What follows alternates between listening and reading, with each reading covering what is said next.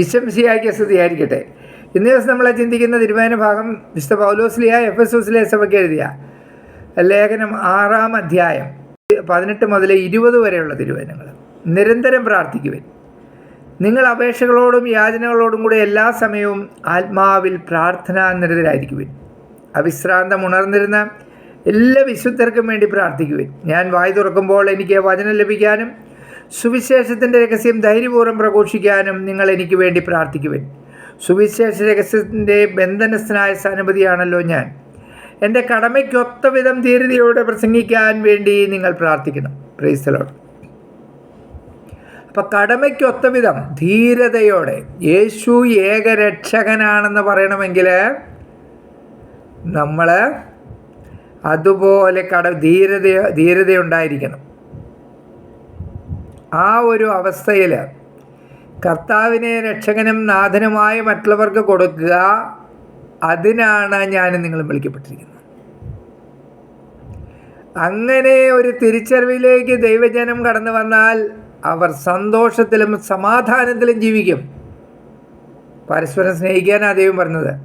അവിടുത്തെ സ്നേഹിക്കുക, സഹോദരനെ സ്നേഹിക്കുക. മറ്റു വലിയ കാര്യങ്ങളൊന്നുമല്ല പറഞ്ഞിരിക്കുന്നത്. അപ്പോൾ അതുകൊണ്ട് ഈ മേഖലയിൽ പ്രവർത്തിക്കുന്ന എല്ലാ വ്യക്തികൾക്കും പ്രാർത്ഥന ആവശ്യമുണ്ട്. മാറി നിന്ന് നമ്മൾ മറ്റുള്ളവരെ കുറ്റം വിധിക്കാൻ നമുക്ക് എളുപ്പമാണ്. അതിപ്പോൾ അച്ഛനായിക്കോട്ടെ, മെത്രാനായിക്കോട്ടെ, അത് പറഞ്ഞു ഇത് പറഞ്ഞു എന്നൊക്കെ പറഞ്ഞ് എത്രയോ പേർ ഫേസ്ബുക്കിലൊക്കെ വളരെ മോശമായിട്ട് ഇത് ചെയ്യുന്നു.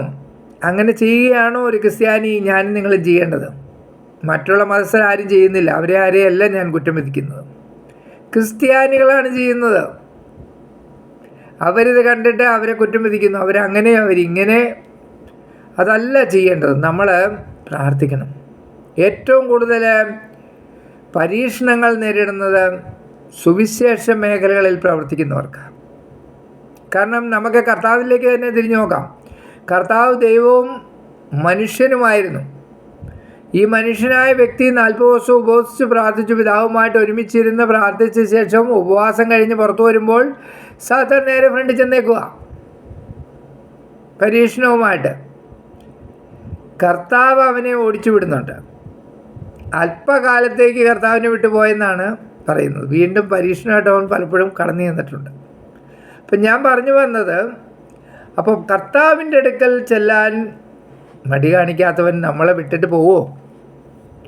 നമ്മൾ കർത്താവിനെ കൊടുക്കാൻ ആത്മാർത്ഥതയോടെയാണ് ഇറങ്ങുന്നതെങ്കിൽ തീർച്ചയായിട്ടും നമ്മളെ പിന്നാലെ അവനുണ്ട്. പരീക്ഷണങ്ങളുമായി നമ്മളെ എങ്ങനെയെങ്കിലും ഇതിൽ നിന്നും പിന്തിരിപ്പിക്കാൻ, നമ്മളെ തകർക്കാൻ അവൻ ശ്രമിക്കും. 2008 എന്നെ അതിൽ നിന്നും ഈ ഭൂമിയിൽ നിന്ന് തന്നെ അവൻ എടുക്കാനെന്ന് ശ്രമിച്ചതാണ്. മനസ്സിലായോ? അത് ഞാൻ പിന്നീടൊരു വീഡിയോയിൽ എൻ്റെ അനുഭവ സാക്ഷി ഞാൻ പങ്കുവയ്ക്കാം. അതിന് സമയമായിട്ടില്ല. 25 വർഷം, അടുത്ത ഈ 27 വരുമ്പോൾ 25 വർഷം. ആ വർഷത്തിൽ ഞാൻ എൻ്റെ ജീവിത സാക്ഷ്യം പങ്കുവയ്ക്കാം. ഞാൻ പറഞ്ഞു വന്നത്, ഇവൻ എപ്പോഴും നമ്മുടെ പിന്നാലെ ഉണ്ട്. അതാണ് ഈശോ പലപ്പോഴും നമ്മളോട് ജാഗരൂകരായിരിക്കുവിൻ, ഉണർന്നിരിക്കുവിൻ.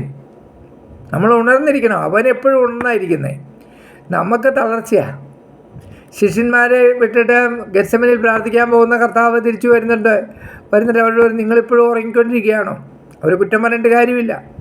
പരിശുദ്ധാത്മാവ് അതുവരെ അവർക്ക് ലഭിച്ചിരുന്നില്ല. പരിശുദ്ധാത്മാവിനെ അവർക്ക് ലഭിച്ചതിന് ശേഷം അവർ ഉറങ്ങിക്കാണില്ല. അവർക്ക് ഉറക്കമില്ല. പിന്നെ അവരെ ഏൽപ്പിച്ച ഉത്തരവാദിത്തം ധീരതയോടെ പ്രസംഗിക്കുകയാണ് അവർ ചെയ്തത്. അപ്പോൾ പരിശുദ്ധാത്മാവിനെ സ്വീകരിച്ച ഞാനും നിങ്ങളുമെല്ലാം കർത്താവിനെ വിളമ്പിക്കൊടുക്കാൻ വിളിക്കപ്പെട്ടവരാണ്. അപ്പോൾ നമ്മൾ വിളമ്പാൻ ഇറങ്ങുന്ന വ്യക്തികൾക്ക് പ്രാർത്ഥന ആവശ്യമുണ്ടോ? തീർച്ചയായിട്ടുമുണ്ട്. അനേകരുടെ പ്രാർത്ഥന കൊണ്ടാണ് ഞാനും നിങ്ങളുമെല്ലാം ഇന്ന് സുവിശേഷത്തിന് സാക്ഷ്യം വഹിക്കുന്നുണ്ടെങ്കിൽ അതിന് സാധിക്കുന്നത്. അല്ലെങ്കിൽ നമ്മൾ ഇലടഞ്ഞ പാതയിൽ എവിടെയെങ്കിലും വെച്ച് നമ്മൾ കാല് തട്ടി വീഴും, നാശത്തിലേക്ക് പോകും. അവിടെയെല്ലാം കരുതുന്നവൻ പരിശുദ്ധാത്മാവാണ്.